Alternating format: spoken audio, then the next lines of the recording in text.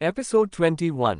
खुशी को आया फीवर। अब तक हर्षद मित्तल बालकनी की तरफ जाते हैं और वही खड़े होके बोलते हैं, देखो बालकनी का डोर ओपन करके सो राजी है, पागल है मेरी बेटी भी। इतना बोलकर हर्षद मित्तल बालकनी का डोर अंदर से लॉक करते हैं और वहां से बाहर के और निकल जाते हैं और जाते जाते लाइट भी ऑफ करते हैं और डोर बंद करके निकल जाते हैं।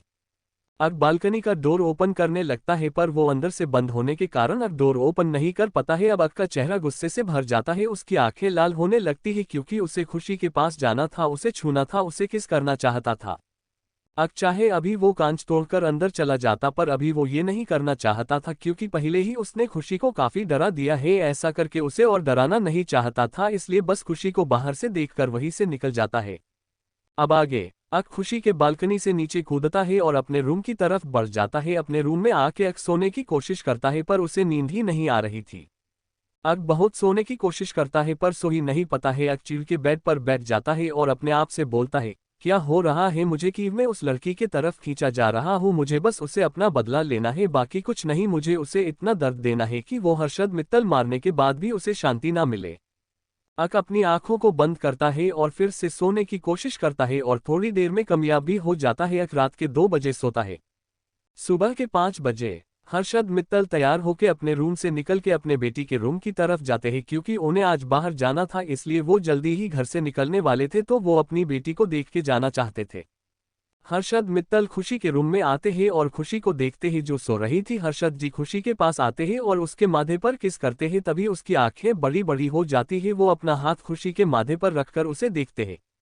हर्षद जी बहुत डरे हुए थे क्योंकि खुशी को काफी तेज फीवर था। हर्षद जी जल्दी से अपना फोन निकालते हैं और डॉक्टर को कॉल करके बोलते हैं, जल्दी से मेरे घर आओ, 10 मिनट में खुशी को फीवर है। हर्षद जी इतना बोल के कॉल कट करते हैं और फिर से किसी को कॉल करते हैं।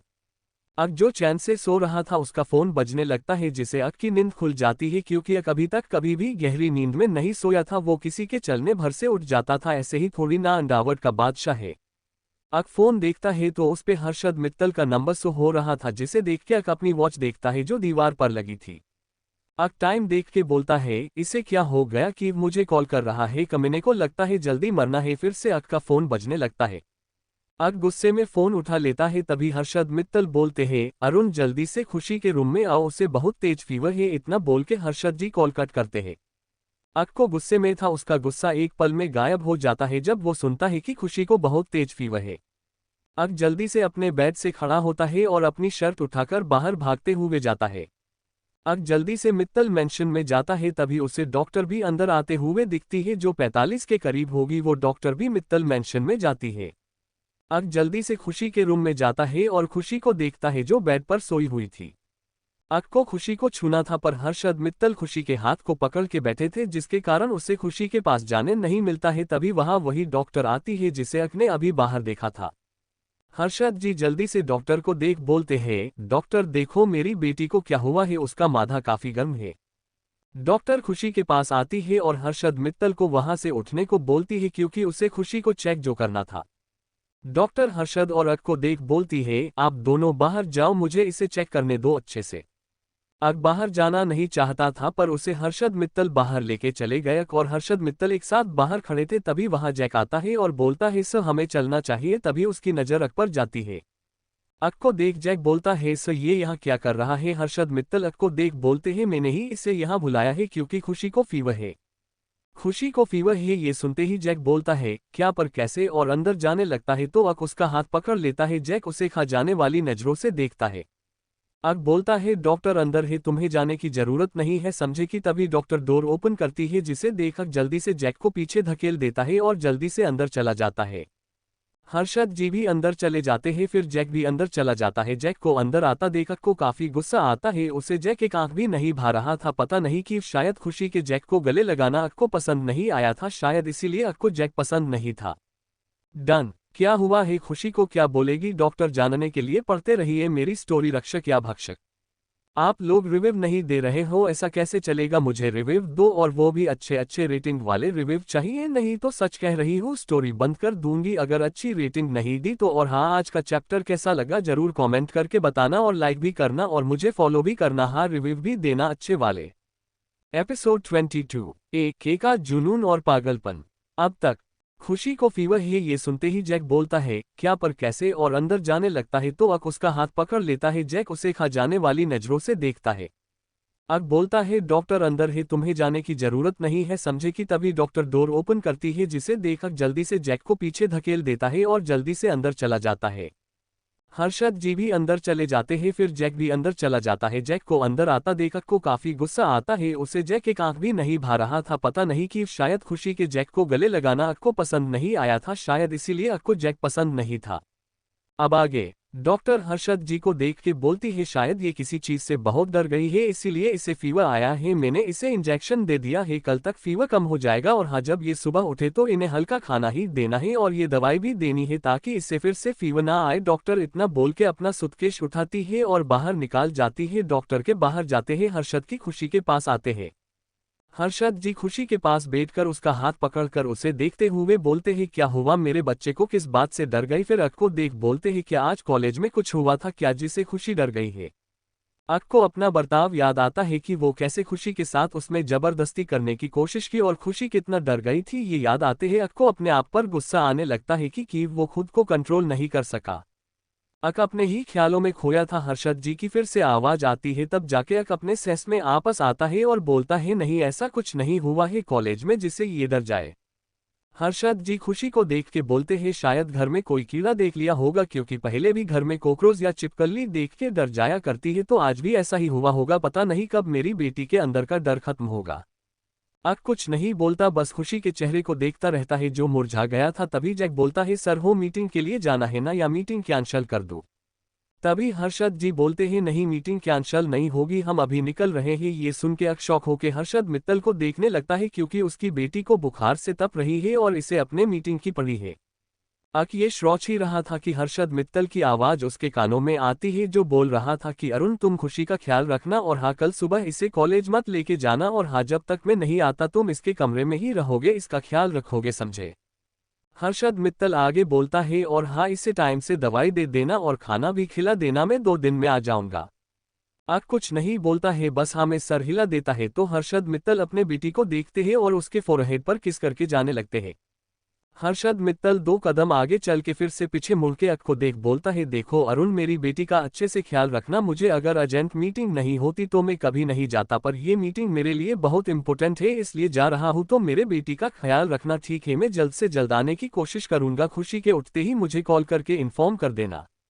अक अभी भी कुछ नहीं बोलता बस सर हाँ में हिला देता है तो हर्षद मित्तल अपनी बेटी को एक नज़र देखते हैं और उस कमरे से बाहर निकल जाते हैं।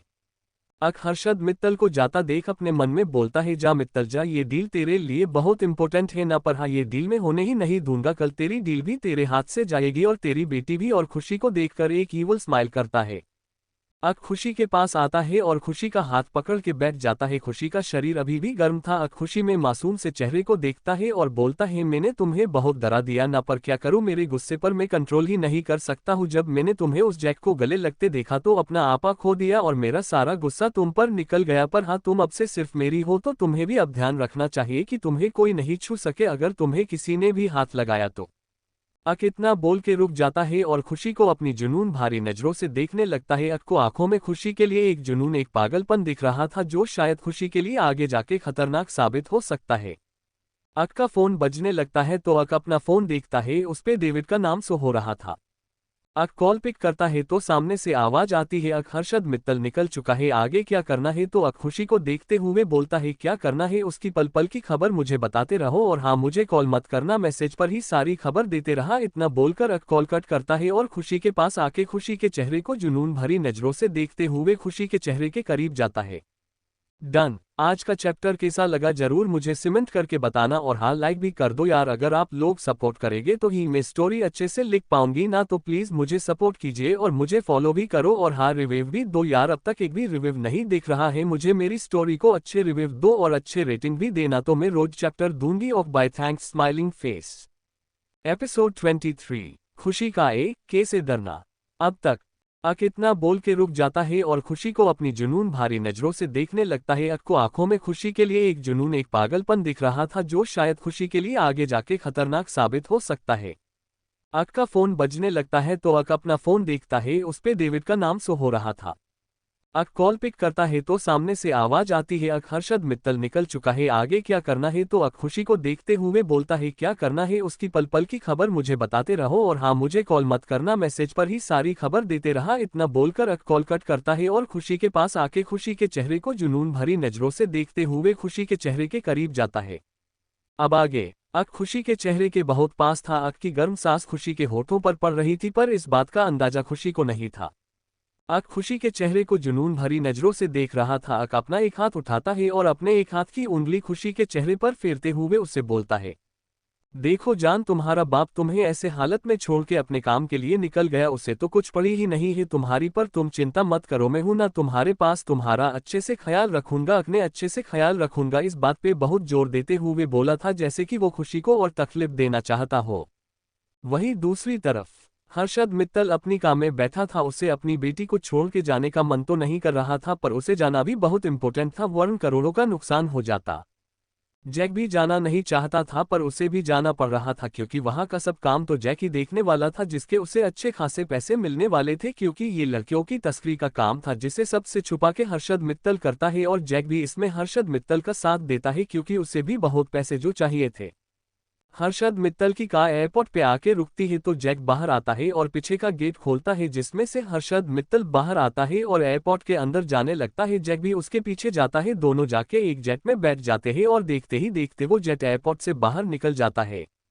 वहीं दूसरी तरफ अक अभी भी खुशी के ऊपर जी था। वो खुशी के चेहरे पर अभी भी अपनी एक उंगली फिरा रहा था, और अब वो उंगली खुशी के चेहरे से होते हुए गर्दन तक लाता है और वहां से भी नीचे ले जाने लगता है।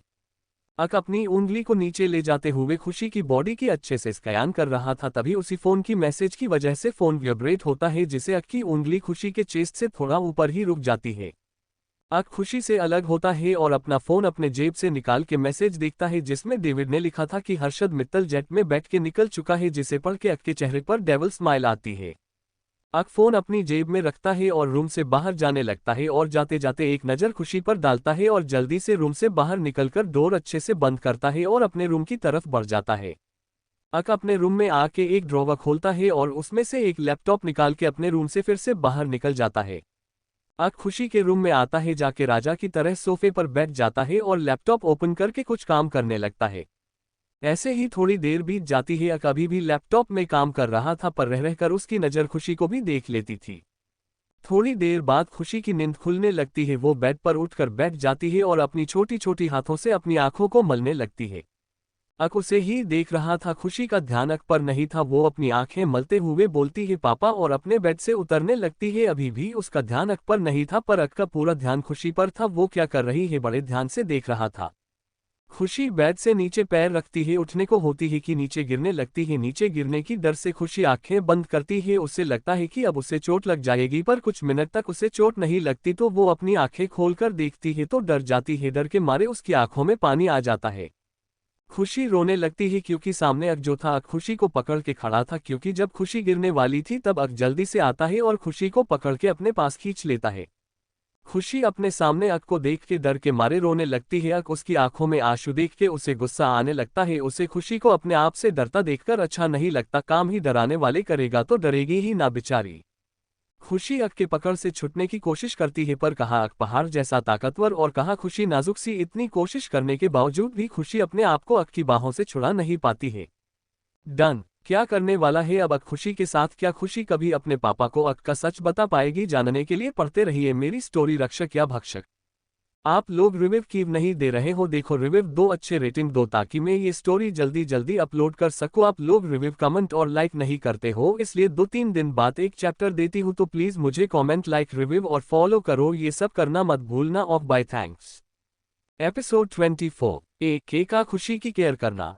अब तक खुशी रोने लगती है, क्योंकि सामने अक जो था अक खुशी को पकड़ के खड़ा था, क्योंकि जब खुशी गिरने वाली थी तब अक जल्दी से आता है और खुशी को पकड़ के अपने पास खींच लेता है। खुशी अपने सामने अक को देख के डर के मारे रोने लगती है। अक उसकी आंखों में आंसू देख के उसे गुस्सा आने लगता है। उसे खुशी को अपने आप से डरता देखकर अच्छा नहीं लगता। काम ही डराने वाले करेगा तो डरेगी ही ना बेचारी। खुशी अक के पकड़ से छुटने की कोशिश करती है, पर कहाँ अक पहाड़ जैसा ताकतवर और कहाँ खुशी नाजुक सी। इतनी कोशिश करने के बावजूद भी खुशी अपने आप को अक की बाहों से छुड़ा नहीं पाती है। अब आगे अक खुशी को ही देख रहा था कि वो कितनी मेहनत कर रही है। उसे छुटने की अक के चेहरे पर एक हल्की सी स्माइल आती है और वो खुशी के बेड पर बैठा देता है। अक के छोड़ते ही खुशी उसे देखती है, जो उसे ही अपने कोल्ड एक्सप्रेशन के साथ देख रहा था। खुशी उसे अपने आप को ऐसा देखता देख के डर जाती है और बेड पर सिकुड़ के बैठ जाती है चुपचाप। अक वहां से जाता है और जाके सोफे पर बैठने हो वाला था कि डोर ओपन होता है, जिसे देखकर खुशी के जान में जान आती है। खुशी डोर को देखती है तो वहां उसकी सौतेली माँ थी। खुशी जल्दी से बेड से उठ के उनके पास जाती है। खुशी की मां मीना मित्तल अंदर आती है और सामने खुशी के बॉडीगार्ड को देखकर चौंक जाती है। तभी खुशी आती है और उनके गले लग जाती है। मीना मित्तल कुछ नहीं बोलती, बस खुशी को खुद से दूर करके बोलती है, तुम तैयार हो जाओ, हम सब बाहर जा रहे हैं घूमने। इतना बोल के मीना मित्तल अक को देख बोलती है, तुम यहाँ क्या कर रहे हो खुशी के रूम में। अक एक सरकास्टिक स्माइल देता है और बोलता है, मुझे आपके पति ने ही यहाँ रुकने को कहा है, क्योंकि खुशी को फीवर है तो उसका ख्याल रखने को कोई तो चाहिए ना, इसलिए मुझे यहाँ रख के अपने काम के लिए चले गए। ये बात अक ने खुशी को देखकर बोली थी, क्योंकि वो खुशी को देखना चाहता है कि उसके बाप को उसकी कुछ नहीं पड़ी है। मीना मित्तल खुशी के माधे को देख बोलती है, अरे अब तुम तो हमारे साथ नहीं जा सकती हो, तुम्हें तो फीवर है, कोई बात नहीं, तुम्हारे पापा आने के बाद हम सब साथ चलेंगे, फिलहाल के लिए बस हम सब चले जाते हैं, तुम आराम करो ठीक है। इतना बोल के मीना मित्तल खुशी की कोई बात सुने वहां से चली जाती है और खुशी उन्हें बस देखती ही रह जाती है। खुशी को उन्हें बताना था कि ये बॉडीगार्ड अच्छा नहीं है, पर उसकी सौतेली माँ तो उसकी कोई बात सुने बिना ही चली गई। अब खुशी को काफी डर लग रहा था, क्योंकि उसने अभी अक के मुंह से सुना था कि उसके पापा भी घर में नहीं है और अब सब भी घर से बाहर जा रहे हैं। अब वो उस बॉडीगार्ड के साथ अकेली रह गई। ये सब सोच के खुशी के आंखों में पानी आ जाते हैं। अक उसके पास आता है, उसका हाथ पकड़ के उससे बेड पे बैठा देता है और नीचे फोन करके बोलता है खुशी के लिए खिचड़ी बनाने, क्योंकि डॉक्टर ने उसे हल्का खाना खाने बोला है। थोड़ी देर बाद एक सर्वेंट खिचड़ी लेके आता है और वही टेबल पर रख के चला जाता है। अक उस खिचड़ी को देखता है और फिर खुशी के देखता है, जो बेड पर डर के बैठी थी। अक खुशी को देख बोलता है, यहाँ आओ और ये खाओ। बेड खुशी कुछ नहीं बोलती, बस चुपचाप बेड से उठा जाती है और सोफे पर जाके अक के बाजू बैठ जाती है। अक उसे ही देख रहा था। खुशी अपने हाथ आगे करती है जो कांप रहे थे। खुशी उसे बाउल में रखे चम्मच को पकड़ने लगती है और खाने की कोशिश करती है, पर हाथ कांपने की वजह से खा नहीं पाती है।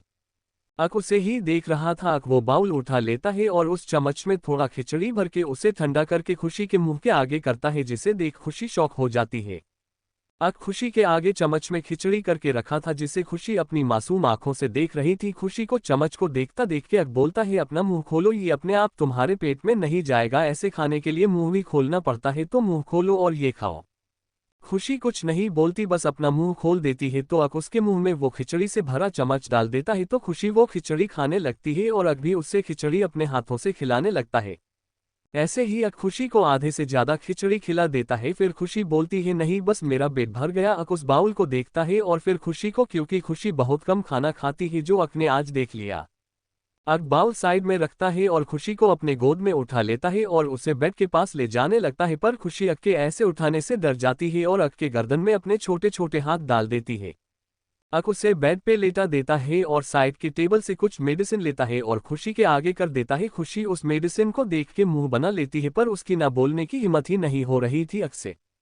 अक खुशी को देखता है, जो उस मेडिसिन को देखते हुए मुंह बना रही थी, जिसे देख अक ना में सर हिला देता है और खुशी का मुंह अपने एक हाथ से पकड़ के उसे खोलता है और दूसरे हाथ से उसके मुंह में मेडिसिन डाल देता है और उसके हाथों से पानी का ग्लास लगा देता है। डन। क्या अक के एहसास बदल रहे हैं खुशी के लिए, या ये कोई नई चाल है? अक की जानने के लिए बढ़ते रहिए मेरी स्टोरी रक्षक या भक्षक।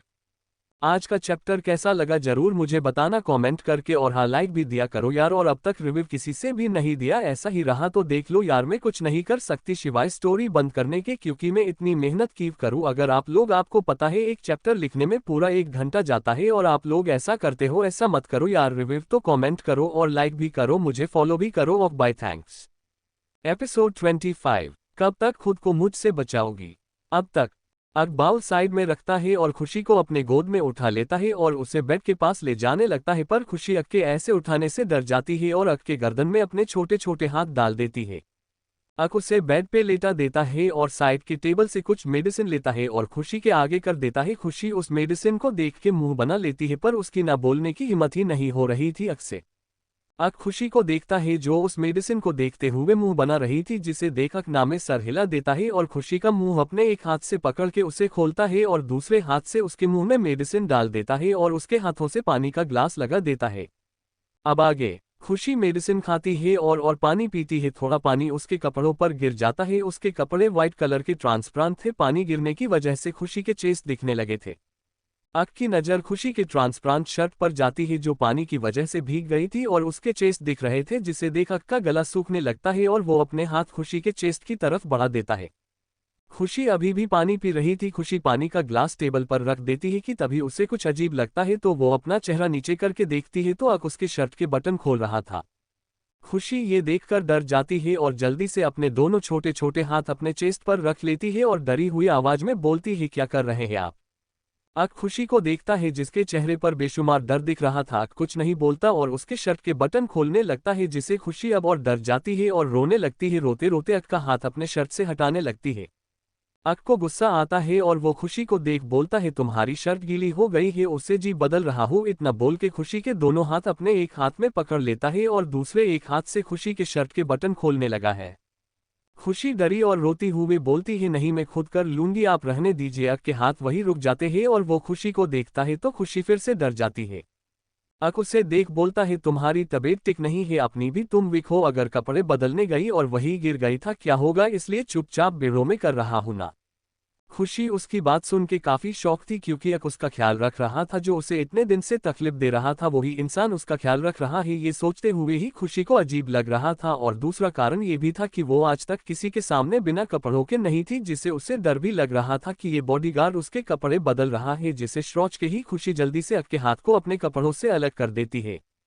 अक को काफी गुस्सा आता है और वो खुशी को घूर के देखने लगता है, जिसे खुशी हकलाते हुए बोलती है, नहीं मैं ठीक हूँ और अपने कपड़े खुद बदल सकती हूँ। इतना बोल के खुशी जल्दी से बेड से खड़ी होती है और कबर्ड से अपने कपड़े लेती है और वॉशरूम में भाग जाती है। अक खुशी को वॉशरूम में भागता देखकर बोलता है, कब तक खुद को मुझसे बचाओगी? बहुत जल्द तुम मेरे पास होगी, तब क्या करोगी, कहाँ जाओगी भागकर? इतना बोल के अक वॉशरूम के बंद डोर को ईविल स्माइल करते हुए देखता है। वहीं दूसरी तरफ सब लोग घर से निकल चुके थे, कोई भी घर पर नहीं था सिवाय सर्वेंट के। तभी एक सर्वेंट घर के पीछे वाले डोर से बाहर आता है तो उसके सामने एक पूरे ब्लॉक कपड़ों में कोई खड़ा था, जिसका चेहरा भी ब्लॉक मास्क से ढका हुआ था।